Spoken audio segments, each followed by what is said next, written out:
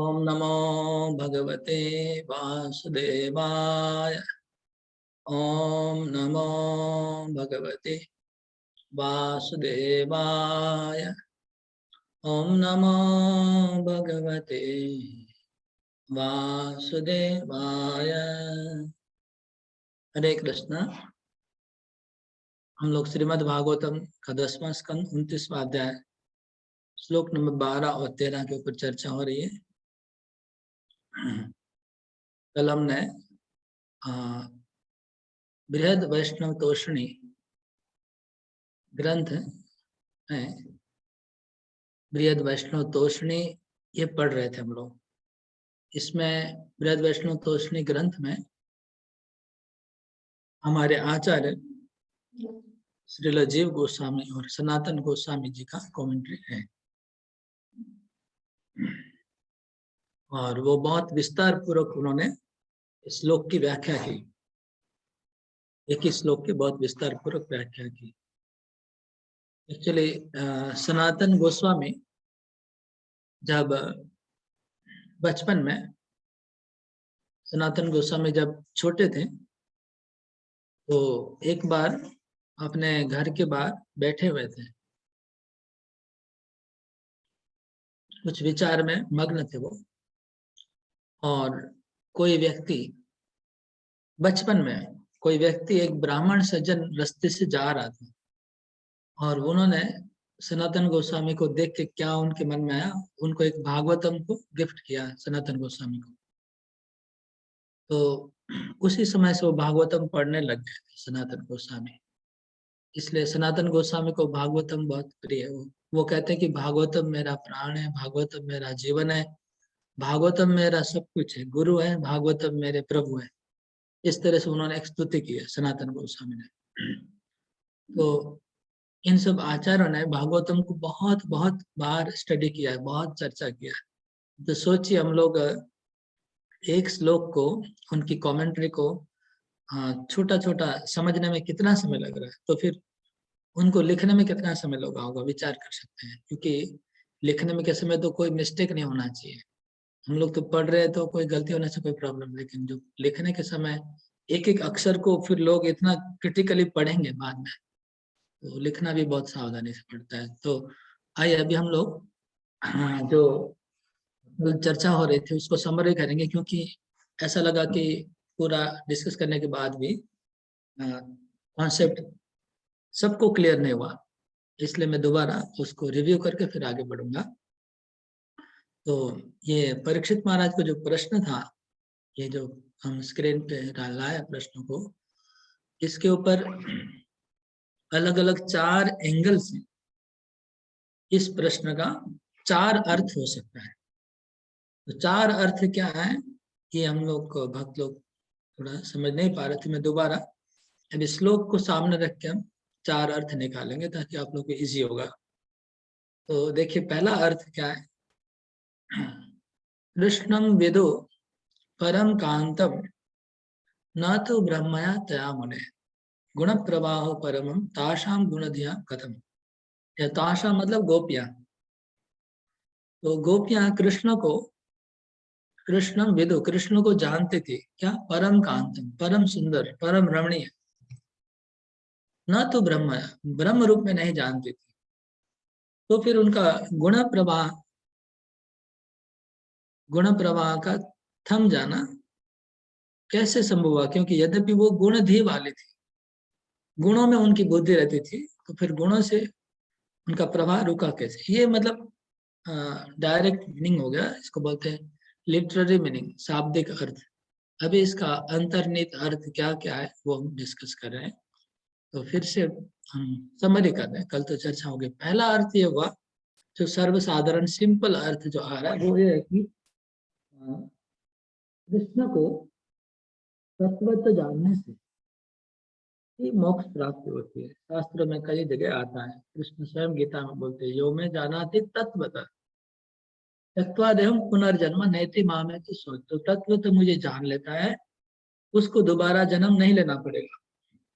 तो भगवान खुद कहते हैं, और ऐसे शास्त्र में बहुत और भी है, यम तम एव विदित्वा मृत्यु में थी, उस ब्रह्म को जानने से मोक्ष की प्राप्ति होती है। तो लेकिन गोपियां क्या तत्व तो जानती थी नहीं। कृष्ण परीक्षित बोल रहे हैं कि कृष्णम विदु परम कांत, वो अपने कृष्ण को परम कांत, एक सुंदर पुरुष रूप में जानती थी, ब्रह्म रूप में नहीं जानती थी। तो फिर ऐसा होने पर भी उनका मोक्ष कैसे हुआ? ये पहला एंगल है। ये पहला एंगल है कि कृष्ण को गोपियां उनके एक्सटर्नल जो सौंदर्य है ये सब देख के उनकी उनको जानती थी, और ऐसा जान के उनका ध्यान करती थी, वह उनके प्रति आकर्षित थी, आसक्ति थी, ब्रह्म रूप में नहीं थी। तो फिर मोक्ष कैसे प्राप्त हुआ? उनको भगवान रूप में नहीं जान रहे तो मोक्ष कैसे प्राप्त हुआ? ये पहला शब्द है। जैसे कि कल घनश्याम हरि प्रभु ने यही पॉइंट रखा था कि कृष्ण को वो लोग बाहरी सौंदर्य और माधुर्य के प्रति आकर्षित थे, कृष्ण के अंतर को, वो अंतर के प्रति आसक्त नहीं थी, जो घनश्याम हरि प्रभु बोल रहे थे। तो पहला अर्थ यह है। तो ये जो प्रश्न है पहला, ये परीक्षित महाराज का नहीं है। यहाँ पर जो भीड़ है, जो ऑडियंस है, उसमें बहुत ज्ञानी और योगी हैं, उनका है मन का प्रश्न है। ज्ञानी योगी सोच रहे हैं कि कृष्ण को तत्वत नहीं जानने से मोक्ष प्राप्त नहीं हो सकता है, हाँ, ब्रह्म रूप में नहीं जानने से मोक्ष प्राप्त नहीं हो सकता है।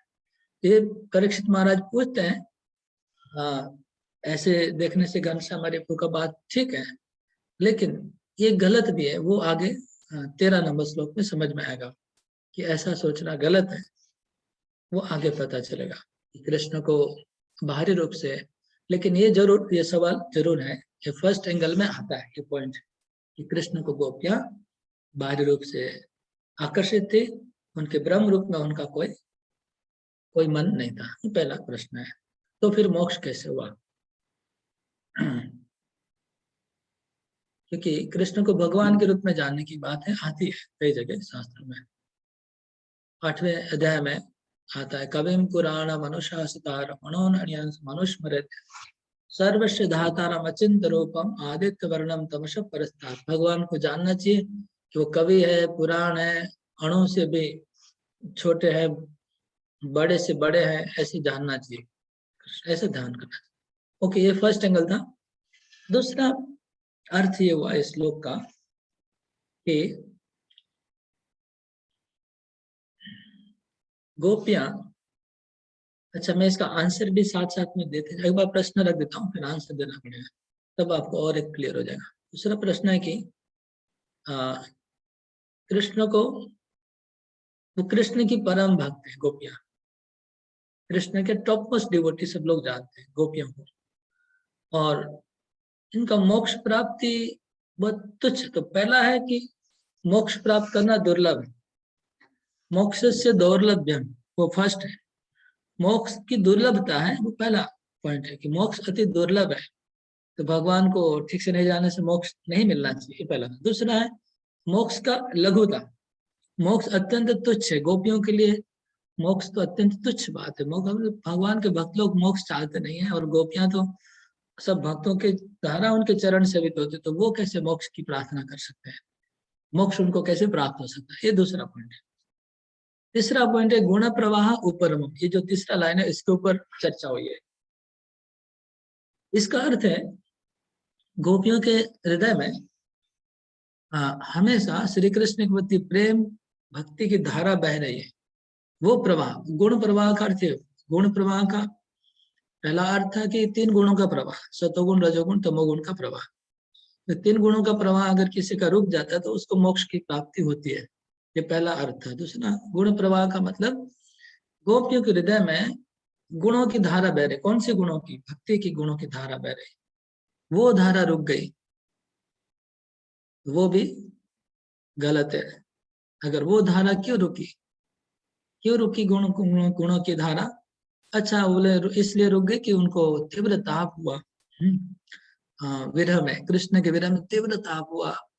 वहां उनके पतियों ने रोक दिया, इसलिए वो कष्ट हो गया, उनको बहुत खराब लगा पतियों के रोकने से, उनको ऑफेंडेड हो गई। वाह, उनका विरह में कष्ट हुआ इसलिए उनका गुण का प्रवाह रुक गया। तो बोलते नहीं नहीं, अगर विरह में किसी को कष्ट होगा और पतियों के द्वारा होगा तो भी उनकी जो भक्ति की धारा है, गुणों का प्रवाह, वो तो नहीं रुकना चाहिए। जड़ शरीर छूट सकता है लेकिन वो तो आध्यात्मिक चीजें हैं, वो प्रवाह तो नहीं रुकना चाहिए। तो बोले नहीं, वो लोग ने खुद से ही अपना शरीर त्याग करने का सोचा होगा कितना कष्ट पा करके। तो नहीं नहीं, अगर खुद से भी शरीर छोड़ने का छोड़ेगा तो, लेकिन उनका शरीर क्योंकि गुण प्रवाह चिन्मय है, तो चिन्मय शरीर तो नष्ट नहीं होना चाहिए। तो ये बात हमको नहीं खत्म, विश्वास नहीं हो रही कि उनका आध्यात्मिक गुण प्रवाह भी रोकना नहीं चाहिए। उनका शरीर वो प्रवाह भी नहीं रुकता। तो भौतिक गुण प्रवाह तो रुकने का सवाल ही नहीं है, आध्यात्मिक भी नहीं। तो तासाम गुण धियाम कथम, गुण धियाम का अर्थ है जो श्री कृष्ण के गुण धिया का पहला अर्थ है कि 3 गुणों में जिनकी बुद्धि है, 3 गुणों में, भौतिक गुणों में जिनकी बुद्धि है, ये पहला अर्थ था 1 नंबर एंगल में। 2 नंबर अभी एंगल में, 3rd एंगल में गुण धिया में यह है कि श्री कृष्ण के आध्यात्मिक गुणों में जिनकी बुद्धि लगी हुई है, श्री कृष्ण के आध्यात्मिक गुणों में जिनकी बुद्धि लग गई है, उनका तो मोक्ष हो जाना चाहिए। उनका शरीर आध्यात्मिक हो जाता है, उनका शरीर छूटना नहीं चाहिए। ये कुछ अलग अलग एंगल से बात हुई। 3 मतलब 3 है, तो 3 और 4 एक जैसा ही है। और एक जो था वो मैं, हम लोग को जानने की जरूरत नहीं है, इसके बाद वाला था, आपको जाऊँ बहुत और टफ है इसलिए नहीं बोलूंगा। अभी इसका उत्तर में हम चारों एंगल से क्या क्या उत्तर निकलता है वो अगले श्लोक में उत्तर दे देते हैं। उत्तर क्या है? उत्तर में कहते हैं सुखदेव गोस्वामी कि देखिए, भगवान कृष्ण को कोई अगर ब्रह्म रूप में जाने चाहे नहीं जाने, भगवान कृष्ण एक वस्तु ऐसी है तो कैसे भी उसका कोई ध्यान करेगा तो मोक्ष हो जाएगा। तो पहले प्रश्न का उत्तर ये हो गया। पहले प्रश्न का उत्तर है कि जैसे शिशुपाल, शिशुपाल कृष्ण को भगवान के रूप में थोड़ी जानता था, तब उसको थोड़ी निंदा करेगा भगवान जाने से, तत्व रूप में नहीं जाना। उनको ग्वालिया बोल रहा था, चोर बोल रहा था, चोर, ग्वालिया, लंपट, परस्त्री, गमन करने वाला, ऐसे बहुत उल्टा सीधा गाली बक रहा था शिशुपाल, बहुत गाली बका। फिर भी उसको मोक्ष प्राप्ति हो गई। क्यों प्राप्ति? क्योंकि वो कृष्ण का ही ध्यान कर रहा था। तो कृष्ण वस्तु ऐसी है कि कोई भी उसका ध्यान करेगा उसको मोक्ष हो जाएगा। जैसे आग में लोहा डालने से लोहा लाल हो जाता है, इसी प्रकार किसी का भी मन कृष्ण में लगेगा तो कृष्ण का मन लगाने से आध्यात्मिक हो जाता है। तो वो उदाहरण के हिसाब से, जैसे अमृत को कोई जाने चाहे नहीं जाना उसका इफेक्ट करता है। वस्तु शक्ति न बुद्धि अपेक्षते, वस्तु शक्ति बुद्धि की अपेक्षा नहीं करती है। आप किस भाव से, आप जहर को किसी भी भाव से पिए, जहर जहर का ही काम करेगा। अमृत को किसी भी भाव से पीजिए, अमृत का काम। ऐसे कृष्ण एक वस्तु शक्ति ऐसी है, किसी भी प्रकार से उसका ध्यान करेंगे तो कृष्ण को ध्यान करने से मोक्ष होता है। ये पहले प्रश्न का उत्तर है कि कृष्ण को वो लोग भगवान के रूप में नहीं जानते थे फिर भी कैसे मोक्ष हो गया, ठीक है ना। तो उसमें रिक्वायरमेंट क्या है? अत्यंत तीव्र रूप में भगवान की चिंता की जाए, मतलब तीव्रता से पूरा उसमें मग्न हो जाए। जैसे कंस मग्न हो गया था कृष्ण के विचार में, शिशुपाल मग्न हो गया था। तो ये पहला प्रश्न का उत्तर है। दूसरा प्रश्न था कि इतनी तुच्छ तुच्छ मोक्ष गोपियों को क्यों प्राप्त हुआ? मोक्ष तो बहुत तुच्छ है, वो क्यों बोल रहे हैं? तो उसका अर्थ है सिद्धिम यथागत। सिद्धिम का अर्थ होता है खाली मोक्ष नहीं होता है। सिद्धिम का अर्थ हुआ तो स्वरूप सिद्धि प्राप्त हो गई। स्वरूप सिद्धि मतलब शिशुपाल को स्वरूप सिद्धि की प्राप्त हुई। स्वरूप सिद्धि का मतलब क्या? शिशुपाल केवल ब्रह्म में विलीन नहीं हुआ, शिशुपाल अपना जो जय विजय रूपी जो पार्षद पद था वैकुंठ में, वो पार्षद प्राप्त पद प्राप्त हुआ। तो ये दूसरे प्रश्न का दूसरे एंगल का आंसर है कि शिशुपाल जिस तरह से अपने पार्षद पद की प्राप्ति हुई, इसलिए गोपियों का भी ब्रह्म ब्रह्म मोक्ष नहीं बोल रहे, हम गोपियों को बोल रहे हैं कि अपने स्वरूप की प्राप्ति हुई। ये अर्थ में दूसरा अर्थ हुआ, दूसरे एंगल का आंसर हुआ कि गोपियों को भी मोक्ष नहीं, अपने स्वरूप की प्राप्ति हो गई। ये गुण प्रभाव परम का ये अर्थ था। और फिर कहते हैं दृश्यन अपि ऋषिकेशम किमुताधु क्षज प्रिया।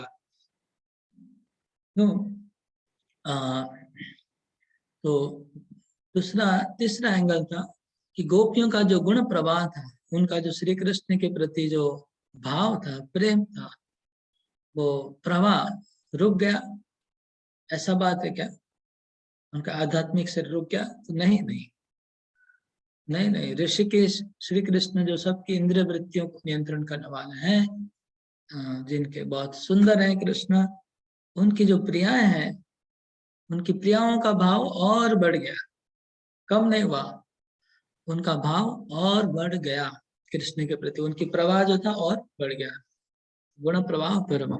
ये इस प्रकार से तीनों एंगल का जो इसका अर्थ निकलता है, पहले आचार्य तीनों एंगल से अर्थ निकालते हैं और तीनों का आंसर भी देते हैं। ये है, हम आशा करते हैं कि आप लोगों को अभी समझ में आया होगा ये तीन अर्थ क्या क्या है। फिर भी एक बार मैं ये शेयर करता हूँ इस 13 नंबर श्लोक का कमेंट्री है। यह वैसे बृहद वैष्णव तोषणी, ये नाम है ग्रंथ का, बृहद वैष्णव तोषणी टीका का नाम है। बृहद वैष्णव तोषणी में आचार्य कैसे तीनों एंगल को आंसर दे रहे, एक बार फिर से हल्का सा देख लेता हूँ कंफर्म करने के लिए।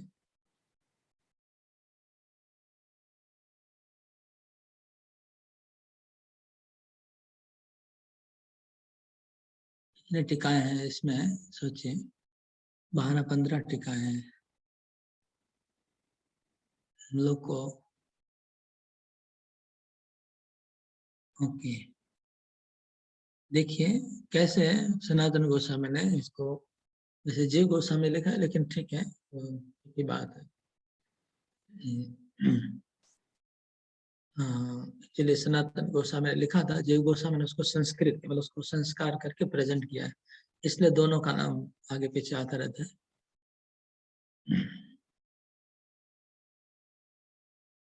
एडिटिंग किया जीव गोस्वामी ने, क्योंकि वो छोटे थे, उनके असिस्टेंट थे, उनके पुत्र के जैसे थे उम्र में भी। ओके, तो यहाँ पर देखिए प्रथम पक्षी, लिखा है उक्तम इति तत्र प्रथम पक्षे, मतलब पहले पक्ष का उत्तर। तो पहला पक्ष का उत्तर क्या है? भक्ता नाम संसार पर में भी राग संशय भगवान महात्मा तावत असंभावना उत्पत्ति कुरुदन इव इत्याह। तो पहला पक्ष का उत्तर दिया कि अरे भगवान में किसी प्रकार की इंद्रिय वृत्ति लगाने से मोक्ष हो जाता है। ये बात तुमको मैंने पहले बोला, तुमको पता नहीं, क्योंकि ये जो एग्जाम्पल है शिशुपाल वाला ऑलरेडी 7वें स्कंद में बोला गया था। इसलिए पहला पक्ष का जो अर्थ है वो तो गलत है, इसलिए उनको सुखदेव गोस्वामी ने डांट दिया। सुखदेव गोस्वामी ने, क्योंकि ऐसा बात बोलना उचित नहीं है परीक्षित महाराज के लिए, क्योंकि वो शुद्ध भक्त है। लेकिन वो जो ज्ञानी है, उनके दिमाग में ऐसा प्रश्न आया तो उनको ही डांटा जा रहा है थ्रू परीक्षित महाराज।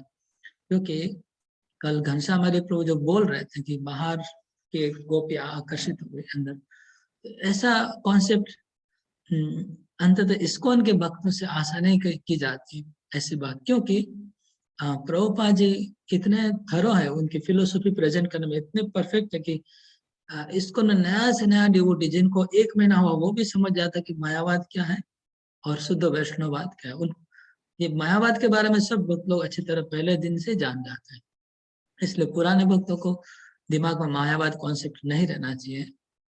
ये आशा नहीं की जाती है। तो परीक्षित महाराज के प्रश्न में ऐसा ही दिखाई पड़ा, इसलिए सुखदेव गोस्वामी क्रोध हो गए और क्रोध होकर उनको फटकारा, गलत कहा तुम मूर्ख हो, ऐसे कहा सुखदेव गोस्वामी। और मायावाद के खिलाफ हमारे आचार्य हमेशा रहे हैं। प्रभुपाद जी बहुत कठोर थे, हर तात्पर्य में डांटते फटकाते। और भक्ति सिद्धांत सरस्वती ठाकुर तो यहाँ तक कि हमने सुना कि वो मायावादी को देखने से उसको मारने चले जाते थे, थप्पड़ मारने जाते थे, ऐसा भी सुनाई पड़ा, उनकी लीला बायोग्राफी में आता है। को फाइटिंग कर लेते थे, क्योंकि मायावादी सबसे भगवान के चरणों में अपराधी है, नुकसान करते हैं भक्ति वालों का सबसे ज्यादा। एनीवे वो लीला है सब भक्तों की भगवान की। तो प्रथम पक्ष ये था कि यही जो बता दिया गया। द्वितीय पक्ष नीचे लिखने आगे बढ़ के बोले द्वितीय पक्ष। द्वितीय पक्ष देखिए आप 1 2 3 4 5 6 7 8 9 लाइन के नीचे है द्वितीय पक्ष। द्वितीय पक्ष क्या है? चेद्योपि निज अभिष्ट सिद्धि प्राप्त, शिशुपाल को भी अपना स्वरूप सिद्धि प्राप्त हुई है। हाँ, उनको ब्रह्म विलीन नहीं हुआ है। तो दूसरे एंगल का आंसर दे रहे हैं यहाँ पर। तो अधोक्षज प्रियास्तु पुनः विरभयनाभिष्ट नित्य संयोग सिद्धि प्राप्त इति किमुक्ति वक्तव्यम। तो इसलिए जो अधोक्षज प्रिया, ये गोपियों की प्रिया है, उनको अपने स्वरूप प्राप्ति नहीं हुई, इसमें कोई डाउट नहीं है। उनको भी अपना, वो लोग भी नित्य नित्य लीला में पहुंच गई भगवान की। ये था तथा दोष विरार्ति भयन एवं तादृश देत्याग इति परिहार। इसलिए अत्यंत असहनीय जो विरह था भगवान का, और उनसे जो कष्ट हुआ, और पतियों का भय था, इस सब चीजों से शरीर का त्याग होना परिहार, ये सुखदेव गोस्वामी ने परिहार किया। मतलब उस बात को उन्होंने उस बात को ऐसा पॉसिबिलिटी को ही हटा दिया। परिहार का अर्थ ये हुआ पॉसिबिलिटी को हटा दिया। पहला पॉसिबिलिटी को वहां हटा दिया, दूसरा को यहाँ हटा दिया। दोनों पॉसिबिलिटी नहीं है। मतलब परीक्षित महाराज की इच्छा पूरी कर रहे हैं सुखदेव गोस्वामी। परीक्षित महाराज की इच्छा थी कि सुखदेव गोस्वामी ये सब पॉसिबिलिटी को हटा दे, ऐसा कोई विचार करा होगा तो उसको खंडन कर दे, तो वो कर रहे हैं। तो डांटे भी और कर रहे हैं, उनका आंसर भी दे रहे हैं। अहो तीसरा एंगल, अहो जन्म त्रया असुरत्व प्राप मुनिषा पांते चैद्य श्री कृष्ण प्रियत्वेन च गोप्य सिद्धिं याता इति किम वक्तव्यम। तो 3 जन्म में जो असुर बना, वो व्यक्ति भी अपने स्वरूप को प्राप्ति, असुर बन के भी भगवान की अपने स्वरूप को प्राप्ति हो गई। तो फिर गोपियां जो भगवान को अत्यंत प्रिय हैं, उनको अपना स्वरूप प्राप्त हुआ। इसमें कौन सा ये बोलने की क्या आवश्यकता है? बोलना ही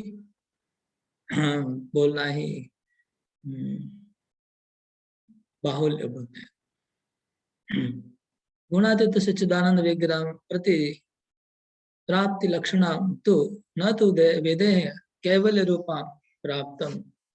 तो जो मोक्ष प्राप्त हुआ इनको, वो कौन सा मोक्ष? सच्चिदानंद विग्रह प्राप्त हुआ है, कैवल्य मोक्ष नहीं। कैवल्य मोक्ष मतलब विदेह, शरीर के बिना, बिना शरीर का एक केवल रूप होता है, वैसा प्राप्त नहीं हुआ। अतः प्रेमो विषेद स्वीकृत पृष्ठ विरज विरह विरह ज क्षोभातिशयाद भीता भीता भीता भी जन्मनादि ध्वंस स्वीकृत। यदुक्त गुणातीत देह ग्रहणं भक्तानाम अपि उत्तमेति तत्र सदेन भावित भाव विशेष सर्वोत्तम बुद्ध्या बृहद्व्यो भक्त विशेषव्यो गुणातीत देह प्रेम विवर्त विशेष अभावात् प्रायो न रोचते।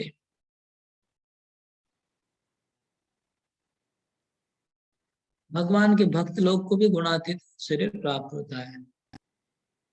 तथा सदैन्य, दैन्यता पूर्वक मतलब विनम्रता पूर्वक, सदैन्य भावित, कभी कभी भक्त लोग विनम्र हो जाते हो, विनम्रता से बोलते हैं, भाव आता है उनको, भाव पूर्वक बोलते हैं। सदैन्य भावित भाव विशेष सर्वोत्तम बुद्धिया, हाँ उनकी बहुत ऐसी भावना, ऊंची भावना रहती है। उस ऊंची भावना से बृहद्भ्यो भक्त विशेषेभ्यो गुणातीत देह प्रेम विवर्त विशेष अभावात् प्रायो न रोचते। श्री भगवत प्रेसी नाम तो प्रणयन उन्नत मनसाम तत्र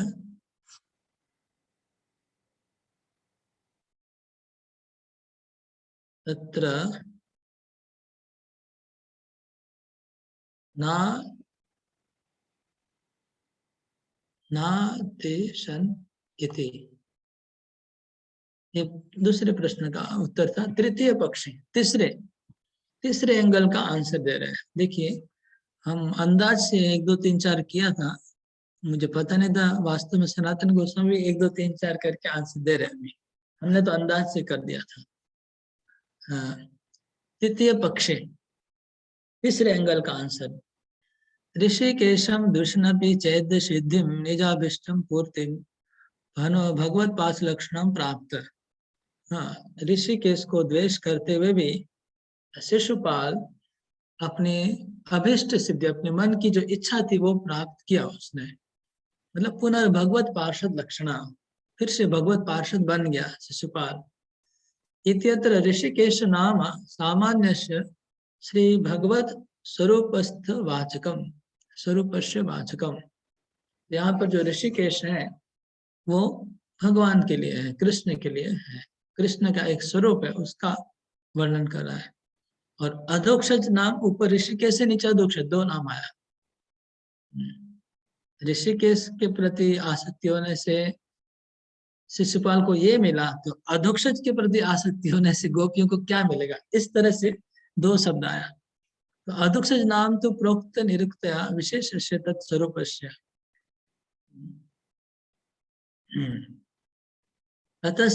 तस्यावतारेभ्यो अवतारिणश्च कामत अधिका माधुर्य प्रकटयत। तो इसका अर्थ ये हुआ, ऋषिकेश भगवान का एक अवतार है। मतलब वो नारायण का स्वरूप है। तो नारायण के स्वरूप के प्रति शिशुपाल ने विद्वेष किया तो भी उसको भगवत पार्षद बनने का मौका मिल गया। और जो अधोक्षज मतलब डायरेक्ट कृष्ण का नाम हो गया यहाँ पर। तो जो स्वयं भगवान कृष्ण है, जो अधोक्षज कहलाते हैं, उनके प्रति कोई प्रेम करेगा वो तो अवतारी है, अवतारों के अवतारी है। तो अवतारिणश्च कामपि अधिका माधुर्यं प्रकटयत। श्री व्रज राजकुमारस्य प्रिया परम मधुर प्रेमशालिन्य सर्वदा यथा अवद अन्य व्रज देव्य इय व्रजावस्थानेनाभीष्टस्य व्रजे प्रेम विलासादे सिद्धिं प्राप्स्यन्ति इति किम वक्तव्यम। बहुत सुंदर है। बोले कि ऋषिकेशम दुष्णपि चैद्य सिद्धम निज पूर्ति भगवत पाठ लक्षण प्राप्त। इत्यत्र ऋषिकेश नाम सामान्य श्री भगवत स्वस्वरूप से वाचकम। तो ऋषिकेश जो नाम है वो भगवान का स्वरूप का नाम है, भगवान का स्वरूप का नाम है, भगवान के अवतार का नाम है ऋषिकेश। एक अवतार है भगवान के ऋषिकेश। अधोक्षज नाम तो किंतु, तो मतलब किंतु, किंतु अधोक्षज जो नाम है प्रोक्त निरुक्त्या, इसका अर्थ क्या है, पिछले अधोक्षज नाम का अर्थ ऑलरेडी पहले बता चुके हैं। विशेष तत्स्वरूप, वो भगवान कृष्ण का, खुद कृष्ण के लिए आया यह नाम, अधोक्षज नाम। तस्यावतारेभ्यो अवतारेभ्यो अवतारिणस्य कामपि अधिका माधुर्य प्रकटयत। तस्य अवतारेभ्यो, उन अवतारों से, जितने भी अवतारों से,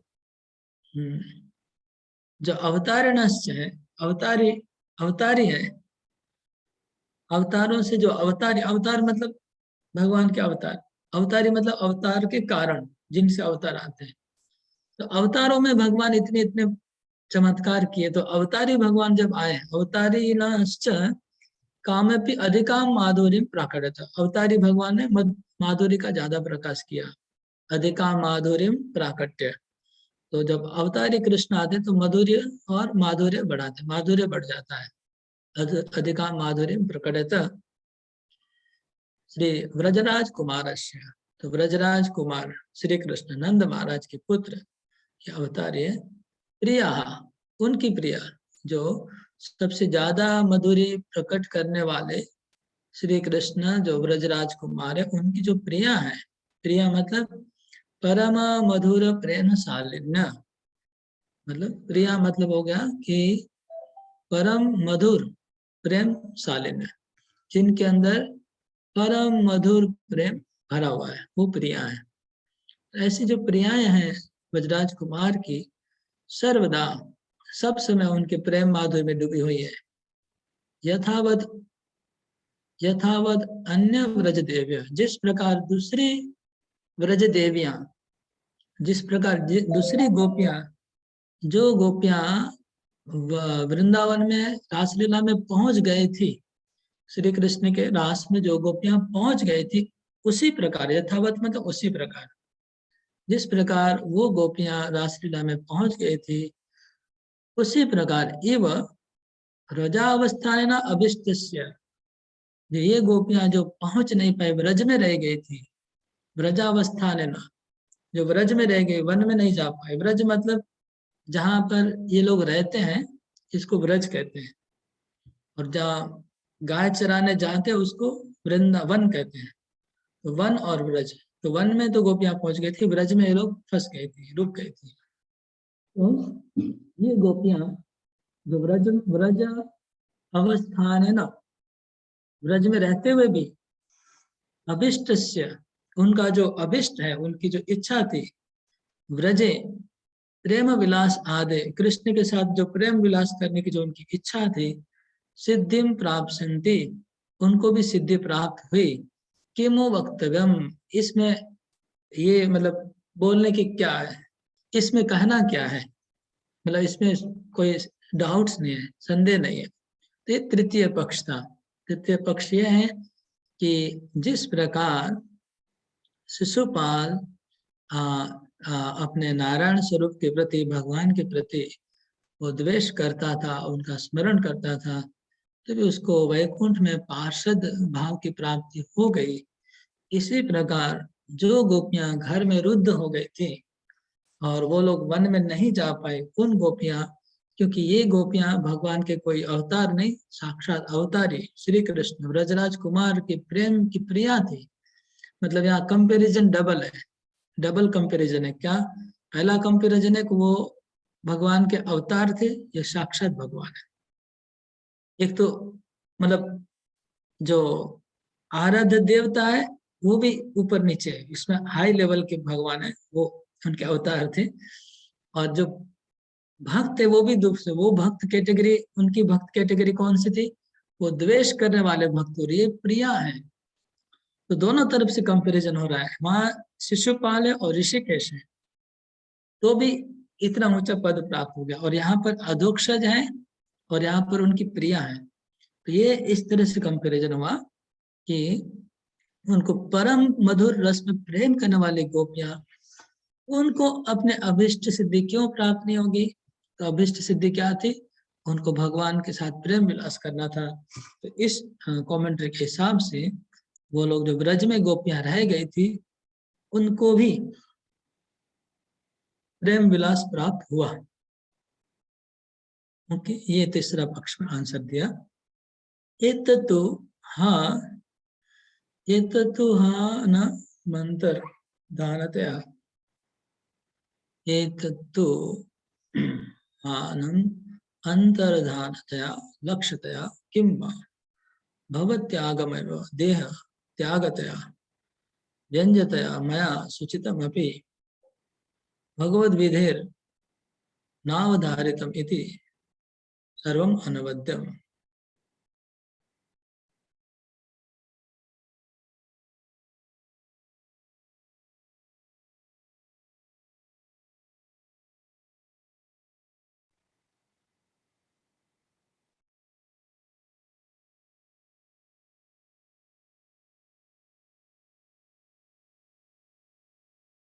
सर्वम अनवद्यम मतलब जो भी समाधान हो गया, जितना भी सवाल था उसका समाधान हो गया। तो ये तत्व मतलब सुखदेव गोस्वामी परीक्षित महाराज को बोल रहे हैं कि मैंने जो बोला तुमको कि उन्होंने शरीर छोड़ दिया, तो मैं ये नहीं बोलना चाह रहा था कि शरीर छोड़ दिया। बोले कि देह त्यागतया भव त्यागम एवं देह त्यागतया व्यंजतया मया सूचितम अपनी भगवद विधेर नावधारित, मैं ये बोलना चाह रहा था कि उनका भौतिक शरीर त्याग हुआ, ये बोलना चाह रहा था, ये बोल रहे हैं। ठीक है, तो हम लोग यहाँ पर 12-13 नंबर श्लोक को कंप्लीट किए। अभी 14 नंबर श्लोक में आते हैं।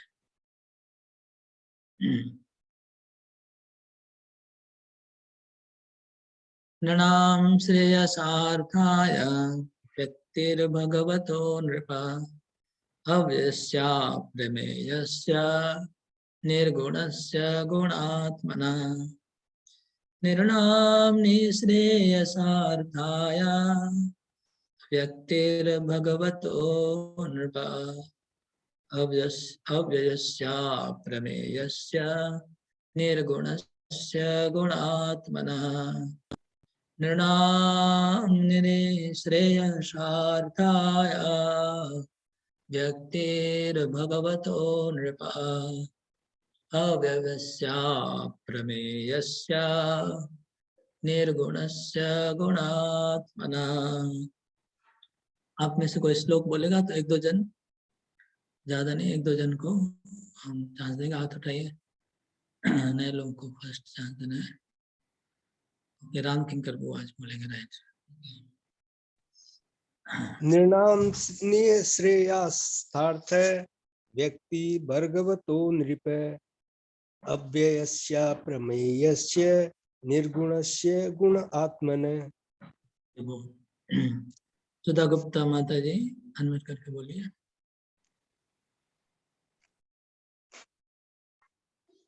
नृणां हि श्रेयसार्थाय व्यक्तिर्भगवतो नृप अव्ययस्याप्रमेयस्य निर्गुणस्य गुणात्मनः।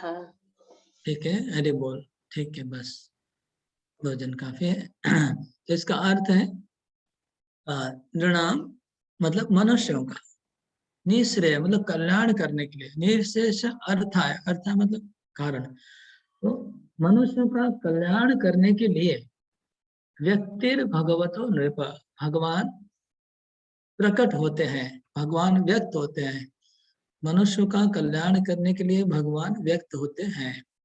यद्यपि भगवान अव्यय है, अव्यय मतलब कभी भगवान का शरीर का विनाश नहीं होता है। अप्रमेयस्य, भगवान कभी मापे नहीं जाते, भगवान को असीम है, निर्गुण है और गुणों के कंट्रोल करने वाले। तो यहाँ फिर फंसा रहे हैं, ये सुखदेव गोस्वामी फिर से जाल फेंक रहे फंसाने का। मैं तो मैं अपनी बहुत रफ लैंग्वेज में बोल रहा हूँ, लेकिन अभी आचार्यों का कमेंट्री पढ़ेंगे तो पता चल जाएगा। क्योंकि वो खुद अभी परीक्षित महाराज को डांट रहे थे कि ऐसा प्रश्न क्यों किया तुमने। और इस श्लोक में सुखदेव गोस्वामी जो बोल रहे हैं, इससे ऐसा लग रहा है कि भगवान निर्गुण है, हाँ, और वो सगुण बनते हैं, लोगों को कल्याण। एक ज्ञानियों को फिर मतलब फंसा के फिर डांटेंगे, ठीक करेंगे, ऐसा है। क्योंकि भागवतम में ऐसे भागवतम के बारे में लिखा गया है चैतन्य चरितामृत में कि नाना शब्द नाना श्लोक नाना अर्थ का है। भागवतम इतना महान ग्रंथ है कि एक श्लोक आप 10-10 एंगल से व्याख्या की जा सकती है। ऐसा दूसरा शास्त्र नहीं है। दूसरे पुराणों में पढ़ते हैं तो एक जैसा ही होता है, उसका दूसरा अर्थ नहीं निकाल सकते, लेकिन भागवत में ऐसा लिखा गया है सबका कल्याण करने के लिए। और तो ये जो श्लोक है अपेरेंटली ज्ञानी लोग को संतुष्ट करने वाला है। तो वहां पर ऑडियंस में ज्ञानी भी बैठे हुए हैं, तो पहले ज्ञानियों को संतुष्ट करने वाला कुछ बोलेंगे तो ज्ञानी लोग सोचने लगेंगे वाह, बहुत ताली बजाएंगे, बहुत अच्छा हुआ। हाँ, लेकिन बाद में फिर उनको पटक देंगे कि नहीं, आप लोग गलत सोच रहे हो, ऐसा नहीं है। तो ये श्लोक ऐसा लग रहा है, कोई भी ज्ञानी पढ़ेगा तो लगेगा कि क्या है, भगवान निर्गुण है लेकिन व्यक्त होते हैं लोगों को कल्याण करने के लिए, लेकिन ये हकीकत नहीं है। अब कोई अगर इस श्लोक को कोट करेगा तो आप खंडन नहीं कर पाएंगे।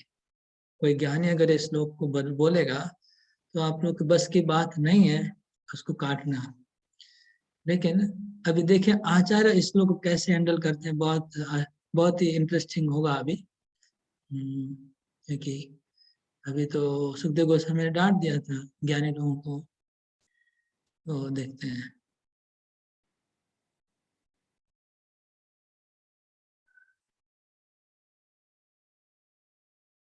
मतलब घनश्याम हमारे प्रभु के सपोर्ट में आ गया है श्लोक।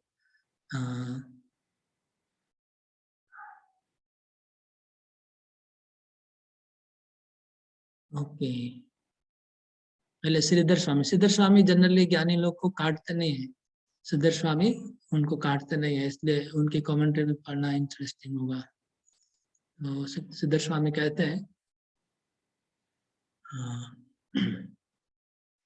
ननु देहि कथम अनावृत स्यात् अथ आह। आत्मा अनावृत कैसे हो सकता है, इसलिए कह रहे हैं आत्मा अनावृत कैसे हो सकता है। ननु देहि कथम अनावृत स्यात् अथ आह।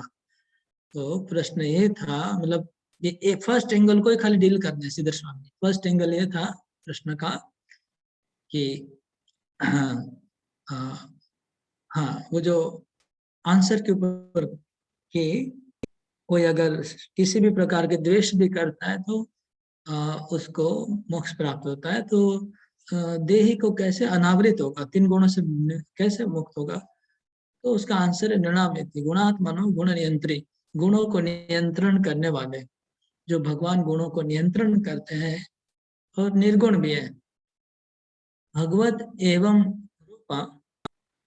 एवं रूपा अभिव्यक्ति अतो, भगवान की जो अभिव्यक्ति है, जो भगवान जो श्याम सुंदर मुरलीधर जो रूप है भगवान का, इस जो अभिव्यक्ति है, न देहि सादृश्यम अत्र वक्तुम युज्यते इति भावा। तो भगवान जो श्याम सुंदर रूप में जो प्रकट हो रहे हैं कृष्ण, वो न देहि सादृश्यम वक्तुम युज्यते। उसको जो दूसरे जो आत्मा होते हैं, आत्मा जिस प्रकार शरीर धारण करता है, ऐसे भगवान को सादृश्य नहीं करना चाहिए।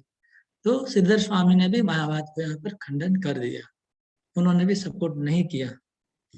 बोलते हैं कि जैसे आत्मा जैसे शरीर धारण करता है, ऐसे भगवान ऐसा शरीर धारण नहीं करते हैं। ये युज्यता न युज्यता, ऐसा करना उचित नहीं होगा। इसलिए ये पहला उनका बात है हाँ श्रीधर स्वामी का कि आप सोच रहे कि ये आत्मा शरीर कैसे त्याग करेगा, अगर भगवान का आत्मा का चिंता नहीं, भगवान के शरीर की चिंता करेंगे। हाँ, और आत्मा का मोक्ष हो गया, ये कैसे हो सकता है, भगवान की आत्मा का चिंता करना चाहिए। तो बोले नहीं नहीं नहीं, मनुष्य का जैसे शरीर और आत्मा है, ऐसे भगवान का आत्मा और शरीर अलग नहीं है। भगवान का शरीर आत्मा एक ही है, तो शरीर का चिंता करने से मोक्ष हो जाएगा। ये बात श्रीधर स्वामी ने ऐसा इसका कमेंट्री किया इस श्लोक का। तो नृणाम निःश्रेयसार्थाय व्यक्तिर्भगवतो नृप। तो भगवान जो शरीर धारण कर रहे हैं, जो भगवान का जो शरीर है वो कल्याणमय है। निःश्रेयसार्थाय, भगवान का शरीर कल्याणमय है। यद्यपि भगवान निर्गुण है, अव्यय है, अप्रमेय है। ठीक है, अभी हम थोड़ा देख लेते हैं हमारे आचार्य कैसे इसको हैंडल करते हैं इस श्लोक को।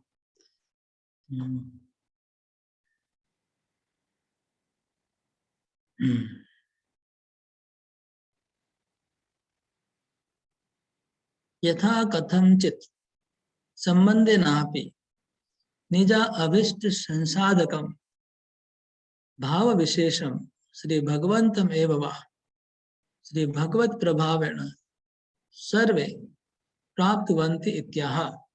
इसका अर्थ ये है कि यथा कथंचित संबंधेना, भगवान के साथ थोड़ा सा भी, कैसा भी और थोड़ा सा भी अगर कोई संबंध करता है, एक तो कैसा भी संबंध, कैसा मतलब चाहे भय में हो, चाहे द्वेष में हो, चाहे प्रेम में हो, चाहे किसी भी प्रकार का संबंध हो, यथा कथनचित हो, कितना भी कम ज्यादा, थोड़ा सा संबंध है कि ज्यादा संबंध है, तो भी निज अभिष्ट साधकम, तो भी आदमी को अपनी, अगर भगवान से कैसा भी संबंध स्थापन करेंगे तो आपका सब इच्छा पूरा हो जाएगा, सब इच्छा पूरा हो सकता है। ये अच्छा, रिकॉर्डिंग चल रहा है ना?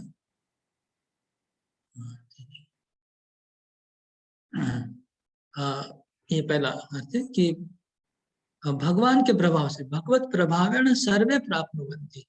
तो किसी भी प्रकार से कोई भी भगवान से संबंध जोड़ेगा तो उसकी सब इच्छा पूरी होगी।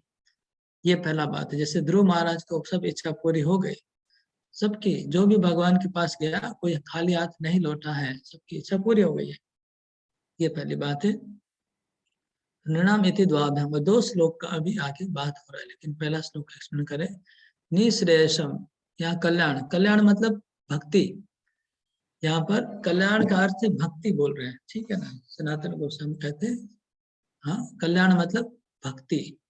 अभी देखिए यहाँ पर ऊपर टाइटल में देखिए श्री सनातन गोस्वामी कृत बृहद वैष्णव पोषणी, है ना। पीछे लिखा था जीव गोस्वामी कृत बृहद, अभी लिखे सनातन गोस्वामी कृत बृहद, तो नाम चेंज हो गया ना। हाँ, इसलिए एक्चुअली सनातन गोस्वामी का लिखा हुआ है, जीव गोस्वामी ने उसको एडिटिंग किया, इसलिए कभी कभी नाम आगे पीछे आएगा। तो कल्याण मतलब भक्ति, क्योंकि भक्ति असली कल्याण है आत्मा का। तदेवार्थम फलम तस्मै, तो जो जो जैसा फल की कामना करता है ऐसा फल उसको मिलता है। तदेवार्थम अर्थ फलम तस्मै यद्वा निःश्रेयसम मुक्ति, निःश्रेयस मुक्ति, निःश्रेयस का दूसरा अर्थ है मुक्ति, कल्याण का दूसरा अर्थ है मुक्ति। कल्याण का एक अर्थ है भक्ति, कल्याण का दूसरा अर्थ है मुक्ति। तस्य अर्थ भक्ति, भक्ति के द्वारा। यद्वा निःश्रेयसम भक्तिरेव तस्य अर्थ प्रेमा। अच्छा, निःश्रेयस अर्थाय, हाँ, निःश्रेयस मतलब भक्ति और निःश्रेयस अर्थाय मतलब भक्ति का अर्थ, तो भक्ति का फल, तो भक्ति का फल उसको मिल जाएगा। मनुष्य निर्णाम निःश्रेयस अर्थाय मतलब भक्ति के फल के लिए भगवान प्रकट होते हैं। यद्वा निःश्रेयस मुक्ति, और मुक्ति का अर्थ क्या है, तो मुक्ति का अर्थ भक्ति है। निःश्रेयस मुक्ति तस्य अर्थ भक्ति, तो निःश्रेयस अर्थाय मतलब भगवान प्रकट होते हैं कल्याण के लिए, मतलब कल्याण मतलब भक्ति, भक्ति का फल, या फिर कल्याण मतलब अगर मुक्ति है तो मुक्ति का फल क्या है, भक्ति है, तो इसलिए भक्ति के लिए। अथवा निःश्रेयसम भक्ति, अगर कल्याण मतलब भक्ति है तो भक्ति का फल प्रेम, तस्य अर्थ प्रेम, तो प्रेम, प्रेम प्रदान करने के लिए, तत्प्रदानार्थम इत्यर्थ। देखिए मतलब कितना इंटरेस्टिंग है, थोड़ा संस्कृत जानने से ये सब इंटरेस्ट और रस मिलेगा। तो लिखा है कि लोगों को भगवान जो निर्णाम मतलब मनुष्य को निःश्रेयस अर्थ आया कल्याण करने के लिए, मतलब क्या, कृष्ण प्रेम प्रदान करने के लिए, तत्प्रदानार्थम प्रेम प्रदान करने के लिए भगवान प्रकट होते हैं। व्यक्ति, व्यक्ति मतलब प्राकट्यम, प्रकट होना, भगवान प्रकट होते हैं अपना प्रेम प्रदान करने के लिए। ये पहले लाइन का अर्थ निकला, निर्णाम निःश्रेयस अर्थाय व्यक्ति, व्यक्ति मतलब प्राकट्यम। व्यक्ति भगवतो नृप इति साक्षात भगवत तत्व एवाभिप्रेतम, ये साक्षात भगवत तत्व की बात हो रही है, यहाँ पर ब्रह्म और परमात्मा की बात नहीं है, क्योंकि प्रेम तो भगवान ही दे सकते, ब्रह्म परमात्मा से नहीं होता है प्रेम। अतएव भगवतो अवतारणा परमेश्वरस्य, अवतारणा, भगवतो अवतारणा, जो भगवान है, जो अवतारी है, जो परम ईश्वर है, उनके लिए ये बात आएगी। यद्वा अथवा दूसरा अर्थ, दूसरा अर्थ निर्णाम श्री से निःश्रेयसार्थाय एव इति अत्र हेतु,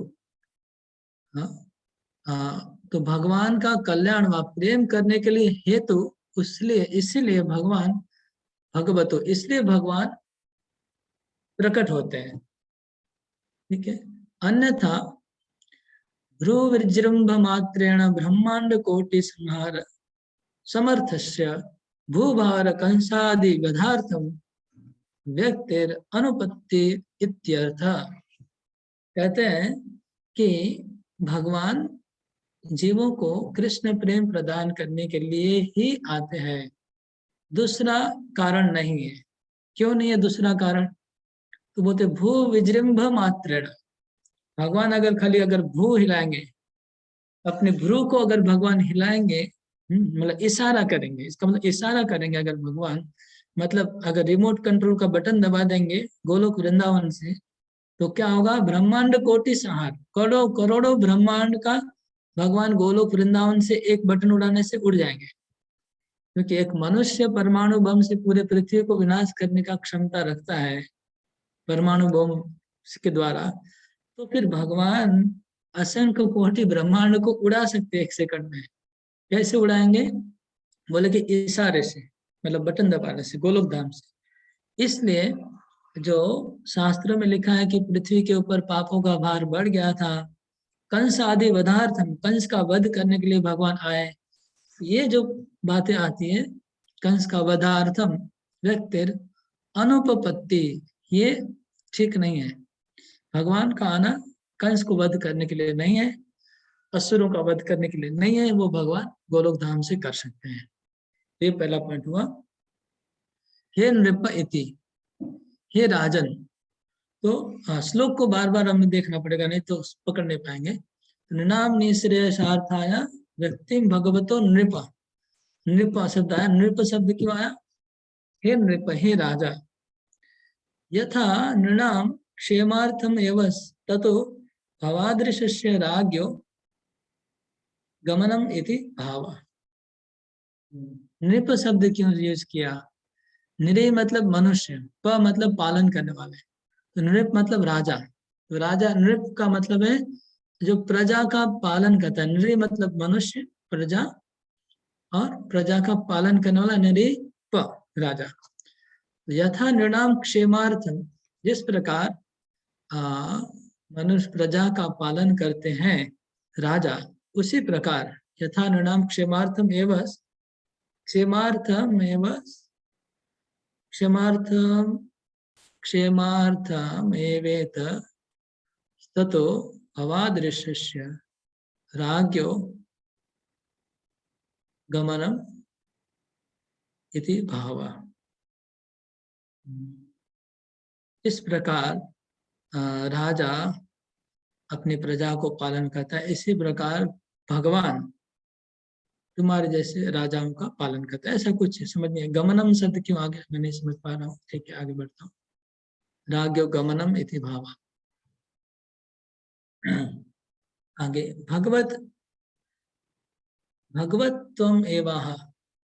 अभी आगे भगवत्वम, भगवान, भगवान कैसे हैं? भगवान, भगवान का स्वरूप क्या है? भगवान कैसे होते हैं? वो अगले 2 लाइन में बताया गया। अव्यक्तस्य, अप्रमेयस्य, निर्गुणस्य, गुणात्मन। ये 4 शब्दों को व्याख्या कर रहे हैं। भगवत्वम क्या है? भगवान कैसे हैं? अव्यवस्य, अव्यवस्य मतलब भगवान अव्यसाद इति भी चतुर्भी विशेषण, 4 विशेषण बताया। मैं जल्दी जल्दी करूंगा, आप लोग थोड़ा 5 मिनट वेट करिए। जल्दी प्रयास करता हूँ कंप्लीट करने का, क्योंकि सिंपल बात है, इसमें कुछ ज्यादा नहीं है। तो अवश्य देवी चतुर्भी विशेषण है, 4 विशेषण लगाया भगवान को, अव्यक्त, अप्रमेय, निर्गुण और गुणात्मक। तो 4 विशेषणों का अर्थ बता रहे। आत्मादान, आत्मादानादिनापि, आत्मदान आदिनापि न्या वेदित्य अव्यतस्य। अवश्य का अर्थ ये है कि भगवान अपने आप को भी प्रेम के बदले में दे देते हैं, बिक जाते हैं, बिकने के बाद भी उनका क्षय नहीं होता है, भगवान अपने पोजीशन में रहते हैं। आत्मादान आदिनापि न व्यतीति इति अव्ययस। अव्ययस का अर्थ ये हुआ कि भगवान अपने आप को दे देते हैं प्रेम के बदले में, फिर भी वो खत्म नहीं होते, भगवान की सत्ता बनी रहती है। अप्रमेयत्व, अपरिच्छिन्न, अप्रमेय मतलब अपरिच्छिन्न, जिसकी कोई बाउंड्री नहीं है, भगवान की कोई सीमा नहीं है। हाँ, भगवान की सीमा नहीं है, सीमा में बद्ध नहीं है। तथा कुतः, कैसे? निर्गुणस्य माया गुणातीतस्य, भगवान निर्गुण है, मतलब माया के गुण भगवान में नहीं है, 3 गुण नहीं है। तच्च कुतः, कैसे? वो कैसे? तो माया गुणा नाम आत्मना प्रवर्तक, माया गुणों को भगवान ही प्रवर्तन करते हैं। निर्गुण से गुणात्मना, गुणात्मना मतलब वो खुद भगवान 3 गुणों को कंट्रोल करते हैं। तो ये 4 शब्दों का सिंपल अर्थ बताया, अभी उनका और भी अर्थ बता रहे हैं। यद वा निर्णाम निःश्रेयसार्थ है, अभी दूसरा अर्थ, श्लोक का दूसरा अर्थ। निर्णाम निःश्रेयसार्थ व्यक्तिर जीवों का कल्याण करने के लिए भगवान व्यक्ति व्यक्ति मतलब जन्म लेना, जन्म लेते हैं, अन्यथा तो कथम चिन्ह न संभवित, नहीं तो भगवान कभी अवतार नहीं लेंगे। अव्यय जन्म आदि विकार रहित, तो भगवान अव्यय है, मतलब भगवान में जन्म मृत्यु विकार नहीं है, फिर भी जन्म लेते हैं। हाँ, लोगों का कल्याण करने के लिए जन्म लेते हैं, ये अर्थ हुआ। किंच अप्रमेयस्य तादृश्यापि व्यक्तो हेतु, किंच अप्रमेयस्य तादृश्यापि व्यक्तो हेतु, इस प्रकार प्रकट होने के लिए गुणात्मना निज कारुण्यादि अशेष गुणानां चेतयतु प्रकटन परस्य इत्यर्थ। तो यहाँ निर्गुण से गुणात्मना शब्द को बता रहे कि भगवान अपने गुणों का प्रकाश करने के लिए, कौन से गुणों का, जो भगवान परम करुणावान है, ऐसे गुणों का निज अश्रित कारुणादि अशिष्ट गुणानाम चेतयतु, अपने करुणा वाले गुणों को जीवात्माओं में चेतन प्रकट करने के लिए प्रकट होते हैं। जीवात्माओं को ये समझ में आया कि भगवान परम करुण है, ऐसा इसलिए चेतयतु, इसलिए भगवान प्रकट हो रहे हैं। अन्य सामानम, बाकी सब समान है। अथवा ननु, ननु मतलब क्वेश्चन उठा रहे हैं, मतलब ऑब्जेक्शन आ रहा है। क्या ऑब्जेक्शन है? ननु तरी कथम परदाराकर्षणम, अगर भगवान ऐसे ही हैं जो निर्गुण है, गुणात्मन है, जो कल्याण करने के लिए आ रहे हैं समाज का सबका, तो परदार आकर्षणम क्यों, दूसरी स्त्रियों की, दूसरे पराई स्त्रियों को आकर्षण क्यों किया बंसी बजा के, ऐसे भगवान ने। हाँ, तो तत्र आह, उसका उत्तर है अव्यस्य परदार विनोदेना भी न किंचित तस्य व्यतीत इत्यर्थ। भगवान अव्यय है, अव्यय मतलब परदार विनोदेना भी न किंचित तस्य व्यतीत इत्यर्थ। भगवान अव्यय है, अगर परदार दूसरी स्त्रियों को विनोद करने के बाद भी किंचित तस्य व्यतीत, उनका कुछ बिगड़ता नहीं है। ननु तथापि तस्य केन किम नाम प्रयोजनम, ठीक है, उनका कुछ बिगड़ता नहीं, उनको कोई कुछ कर नहीं सकता है, लेकिन ऐसा क्यों करते हैं, कि ऐसे करने का प्रयोजन क्या है? किम नाम प्रयोजनम, क्या जरूरत है ऐसा करने का? तो कहते हैं अप्रमेयस्य, दूरविद, वो अप्रमेय है, मतलब उनके बारे में विचार करना संभव नहीं है, दूरविद तर्कस्य, हमारे चिंता के ऊपर है। तस्य लीला केन वितर्कितुम न शक्य इत्यर्थ, भगवान की लीला कोई वितर्क तर्क वितर्क नहीं कर सकते, भगवान की लीला में कोई प्रश्न नहीं उठा सकते हैं, वो अप्रमेय हो, कुछ भी कर सकते हैं। होता है कैसे? निर्गुण से गुणात्मना, निर्गुणों सन्यो गुणाना आत्मा आश्रय, भगवान निर्गुण है लेकिन गुणों का आश्रय है। निर्गुणत्वाद तदोषालेप, भगवान निर्गुण है इसलिए उनके ऊपर कोई दोष नहीं लगता है, निर्लिप्त रहते हैं, किसी कोई गुण दोष उनमें लगते नहीं है। और गुणात्मत्वाद श्री गोपी भी रति नित्य सिद्धांत, निर्गुण मतलब जिनमें कोई दोष नहीं लगेगा, कुछ भी वो करें उनको निर्गुण बने रहेंगे, निर्लिप्त बने रहेंगे। हाँ, जैसे कमल का पत्ता है, पानी में नहीं स्पर्श करता है, इस प्रकार निर्गुण बना रहता है, इसी प्रकार की, और पानी में तेल जैसे अलग बना रहता है, इसी प्रकार भगवान बिना लिप्त हुए बिना रहते हैं हमेशा। और गुणात्मा भी है, गुणात्मा इसलिए कि भगवान गोपियों के प्रति उनका जो प्रेम है वो गुणात्मन शब्द से आया।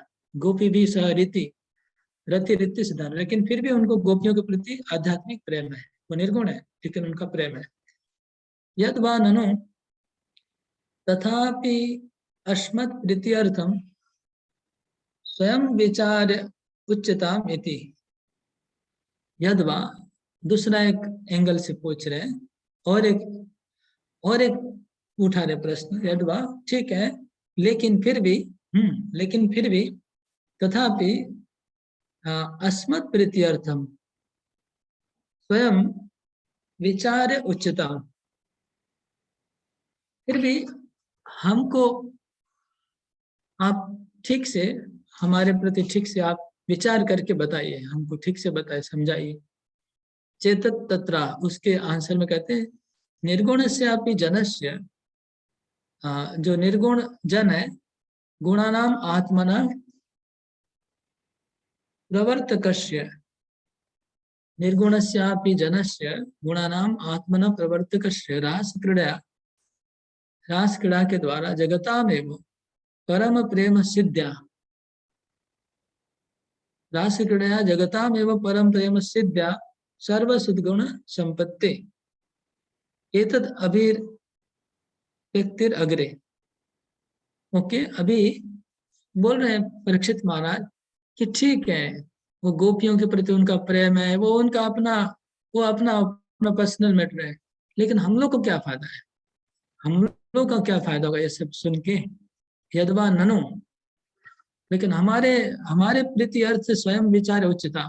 हम लोग को क्या लाभ होता है वो थोड़ा हम लोग को इसमें क्या लाभ होगा वो थोड़ा विचार करके बताइए। आप थोड़ा ऐसा कुछ बोलिए कि हम लोग का क्या लाभ होगा। तो उस अर्थ में कहते हैं कि जो भगवान निर्गुण है, फिर भी भगवान जो लीला कर रहे हैं रास क्रीड़ा, इससे पूरे जगत का कल्याण होगा। इस रास क्रीड़ा से पूरे जगता में पूरे जगत की परम प्रेम सिद्ध्या सर्व सद्गुण संपत्ति, पूरे जगत को परम प्रेम जो है सद्गुण संपत्ति है, तो परम प्रेम की प्राप्ति होगी पूरे जगत को इस रास लीला के भगवान की लीला से। और ये बात एतद अग्रे आगे बताई जाएगी। श्री परीक्षित सुख संवादे प्रश्न कर भविष्यते व रासलीला के अंत में ये बात फिर से आगे चल के बताई जाएगी कैसे पूरे जगत का इसमें मंगल होने वाला है। तो रासलीला श्रवण करने से सबका मंगल होगा पूरे जगत का, इसलिए भगवान सबके सामने कर रहे हैं ये लीला, सबको बता रहे हैं और कही जा रही है। हरे कृष्ण कृष्ण कृष्ण हरे हरे, हरे राम राम राम हरे हरे। थोड़ा फास्ट करना पड़ रहा है हाँ, क्योंकि नहीं तो फिर कवर नहीं होता है। हम लोग आज केवल बृहद वैष्णव तोषणी कर पाए, सारार्थ दर्शनी कल करेंगे। हो सकता है कि सारार्थ दर्शनी में और कुछ छोटी सी है सारार्थ दर्शनी 4-5 लाइन की हम करेंगे कल, उसके बाद आगे बढ़ेंगे। हो सकता है कि हमको और भी कुछ इंसाइट मिलेगा, और भी कुछ जानने मिलेगा सारार्थ दर्शनी में। हरे कृष्णा। तो बहुत धन्यवाद सबको पेशेंसली वेट करने के लिए। 72 लोग हैं, पहले स्टार्टिंग में 78 थे, कुछ लोग 5-6 लोग चले गए टाइम आगे बढ़ने से। हाँ ओके, अभी कोई प्रश्न होगा तो पहले उठाएंगे, उसके बाद आप लोग से एक एक पॉइंट सुनना है। कुछ लोग आज सबको चांस नहीं मिलेगा, हम सिलेक्टिवली कुछ भक्तों को लेंगे क्योंकि बहुत टाइम नहीं है। तो सब लोग हाथ उठाइए, एक एक पॉइंट बोलिए जो आज की क्लास में समझ में आया। और कल क्लास के अंत में भी मैंने 1-2 पॉइंट बोले थे, अलग से प्रैक्टिकल कुछ बातें बोली थी, वो भी कोई कल रिपीट नहीं किया, लेकिन उसमें से भी कुछ बोल सकते हैं। हरे बोल। हाँ आइए, हाथ उठाइए, सब लोग प्रयास करते रहिए बोलने का। सबको थोड़ा आगे आना चाहिए। सविता माता जी। यस, हरे कृष्ण प्रभु जी, दंडवत प्रणाम। हरे कृष्ण। परीक्षित महाराज का जो प्रश्न था उसका पहला एंगल का आंसर आपने ऐसे बताया कि कृष्ण वस्तु ऐसी है जिनका भी मन उनमें लगेगा, चाहे किसी भी रूप में हो, उनका तो मोक्ष होना ही है। लेकिन अगर उनकी चिंता बहुत तीव्रता से की जाए, भगवान का स्मरण अगर बहुत तीव्रता से की जाए। अरे बोल। यस, ये पहला एंगल का आंसर था। Very good. और विजय शर्मा को यस बोलिए। हरे कृष्णा प्रभु। मनुष्य का कल्याण के लिए भगवान प्रकट होते हैं और मनुष्य को प्रेम प्रदान करने के लिए प्रकट होते हैं। और ये जो भगवान का जो अवतार होता है, अवतारी जो स्वयं प्रकट होते हैं, वो मनुष्य का कल्याण करते हैं। इस तरीके से ऐसा हमको समझ में। अवतार होने से तो परम कल्याण होता है, लेकिन अवतारी प्रकट होने से और भी प्रेम अधिक और ज्यादा होता है, और भी ज्यादा कल्याण होना चाहिए। ये अर्थ था। यस, संतलाल बोल, अनम्यूट करके बोले। प्रभु जी दंडवत प्रणाम। आपने बताया प्रभु जी कि भगवान से किसी भी रूप में, चाहे दोस्ती के रूप में, दुश्मनी के रूप में, या किसी भी भावना से उसको अपने करेंगे तो भगवान उसको कल्याण करेंगे। हरि बोल। भगवान की वस्तु शक्ति है वो। हरि बोल। यस, हाँ पुष्पा माता जी।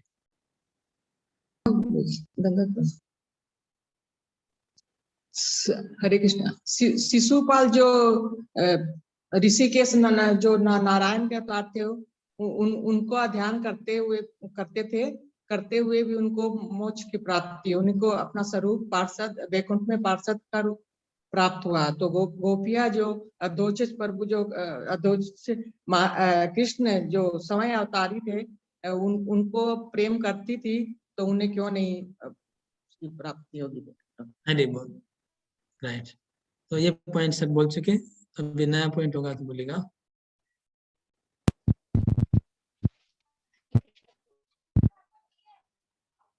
आवाज नहीं आ रहा है आपका? आवाज नहीं आ रहा है, कुछ प्रॉब्लम? बिल्कुल आवाज बिल्कुल नहीं आ रहा है, कुछ प्रॉब्लम?